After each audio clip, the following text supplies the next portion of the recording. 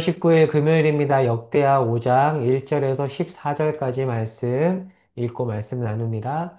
솔로몬이 여호와의 전을 위하여 만드는 모든 일을 마친지라. 이에 솔로몬이 그의 아버지 다윗이 드린 은과 금과 모든 기구를 가져다가 하나님의 전 곳간에 두었더라. 이에 솔로몬이 여호와의 언약궤를 다윗성 곧 시온에서부터 메어 올리고자 하여 이스라엘 장로들과 모든 지파의 우두머리 곧 이스라엘 자손의 족장들을 다 예루살렘으로 소집하니 일곱째 달 절기에 이스라엘 모든 사람이 다 왕에게로 모이고 이스라엘 장로들이 이름에 레위 사람들이 궤를 매니라. 궤와 회막과 장막 안에 모든 거룩한 기구를 메고 올라가되 레위인 제사장들이 그것들을 메고 올라가매 솔로몬 왕과 그 앞에 모인 모든 이스라엘 회중이 그의 앞에서 양과 소로 제사를 드렸으니 그 수가 많아 기록할 수도 없고 셀 수도 없었더라. 제사장들이 여호와의 언약궤를 그 초소로 메어 드렸으니 곧 본전 지성소 그룹들의 날개 아래라. 그룹들이 그의 초소 위에서 날개를 펴서 궤와 그 채를 덮었는데 그 채가 길어서 궤에서 나오므로 그 끝이 본전 앞에서 보이나 밖에서는 보이지 아니하며 그 궤가 오늘까지 그곳에 있으며 궤 안에는 두 돌판 외에 아무것도 없으니 이것은 이스라엘 자손이 애굽에서 나온 후 여호와께서 그들과 언약을 세우실 때 모세가 호렙에서 그 안에 넣은 것이더라. 이때에는 제사장들이 그 반열대로 하지 아니하고 스스로 정결하게 하고 성소에 있다가 나오매 노래하는 레이 사람 아삽과 해만과 여두둔과 그의 아들들과 형제들이 다 세마포 옷을 입고 제단 동쪽에 서서 재금과 비파와 수금을 잡고 또 나팔 부는 제사장 120명이 함께 서 있다가 나팔 부는 자와 노래하는 자들이 일제히 소리를 내어 여호와를 찬송하며 감사하는데 나팔 불고 재금치고 모든 악기를 울리며 소리를 높여 여호와를 찬송하여 이르되 선하시도다 그의 자비하심이 영원히 있도다 하며 그때 여호와의 전에 구름이 가득한지라 제사장들이 그 구름으로 말미암아 능히 서서 섬기지 못하였으니 이는 여호와의 영광이 하나님의 전에 가득함이었더라. 아멘. 1절에 보면 성전 건축이 드디어 마무리됩니다. 열왕기에 보면 7년이 걸렸다고 되어 있거든요. 오랜 기간에 걸쳐서 완공을 했죠. 오늘 본문 1절에 보면 솔로몬의 아버지 다윗 이야기를 합니다. 다윗이 드린 은과 금과 모든 기구를 이야기하는 것이죠. 왜 다윗이 나올까요? 성전은 솔로몬 혼자 이룬 업적이 아니라 미리 기초를 놓았던 다윗과 그리고 그 밖에 기술자 후람과 여러 사람들의 헌신으로 세워진 것임을 기억하라는 내용이 안에 담겨 있습니다. 성전 건축은 완공되었지만 아직 언약궤와 성막 기구는 다른 곳에 있습니다. 옮겨와야 되죠. 역대상 때도 설명드렸지만 언약궤는 어디 있었죠? 언약궤는 다윗의 장막에 있었고요. 그리고 그 밖에 성막 기구는 기브온에 있었죠. 이원화됐습니다. 그래서 대제사장도 두 명이었다라고 했잖아요. 이 성전을 완공하고 나서 이제 기브온 성막에 있는 모세의 성막과 기구들 그리고 다윗의 장막에 안치된 언약궤를 성전으로 가져와야 됩니다. 자, 그리고 나서 후람이 만들었던 그 밖의 기구들도 성전 안에다가 넣어야 됩니다. 가장 중요한 게 사실 언약궤인데요. 언약궤는 어떻게 메고 와야 되죠? 말씀에 따르면 그림을 보여드릴게요. 제사장들이 어깨에 매야 됩니다. 어깨에 매지 않고 잘못된 방법으로 언약궤를 옮기다가 사람이 죽은 일이 있었잖아요. 그래서 말씀해 보면 지금 솔로몬이 율법에 따라서 레위인이 이 채, 막대기에다가 언약궤를 꽂아서 어깨에 메고 오도록 하고 있습니다. 자, 그리고 7절에 보면 이렇게 옮겨온 때를 언제라고 말하죠? 때를 3절에 보면 7월, 즉 초막절이라고 합니다. 초막절은 광야에서 하나님이 베푼 은혜를 기억하며 임시로 초막을 짓고 광야 생활을 기념하는 때예요. 이때 언약궤를 옮긴 이유에 대해서 제가 UBC 주석을 읽어드릴게요. 들어보세요.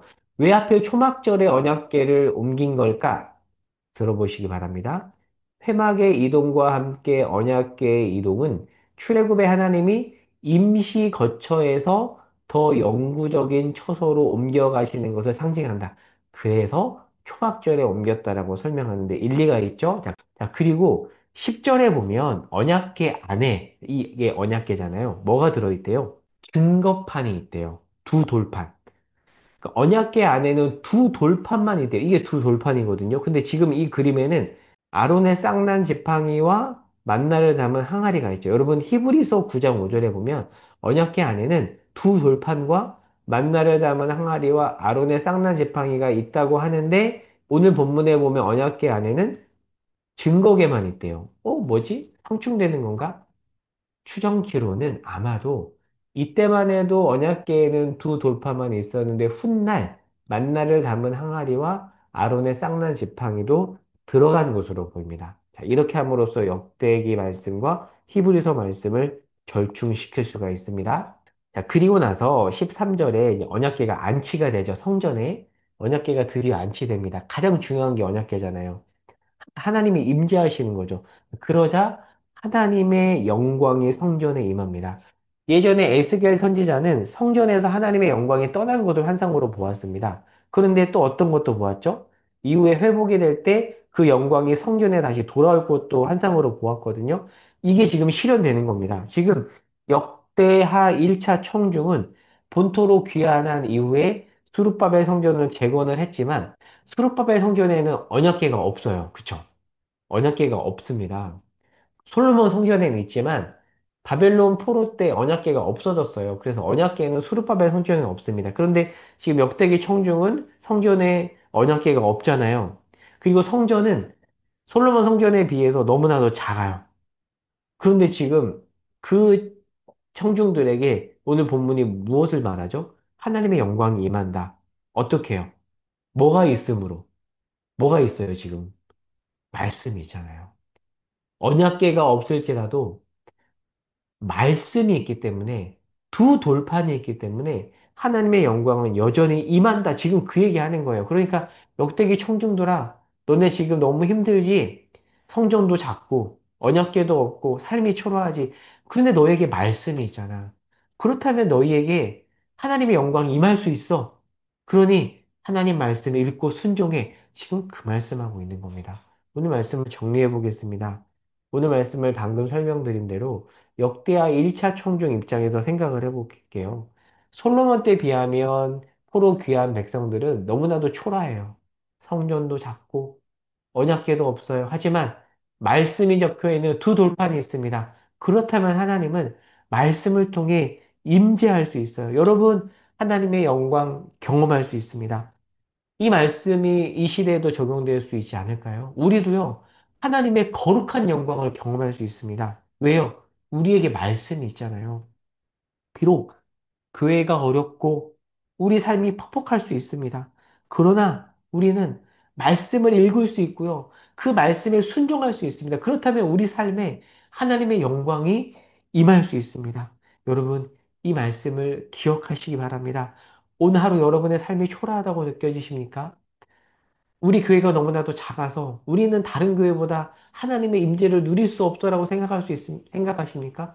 아닙니다. 우리가 말씀을 읽고 순종할 때 그곳이 어떤 곳이라도 그 자리 가운데 하나님의 영광이 충만하게 임합니다.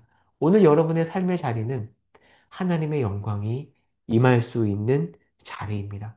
그 영광을 누리시기 바랍니다. 오늘 하루 여러분의 삶에 여러분이 말씀을 읽는 가운데 하나님의 영광이 임할 것입니다.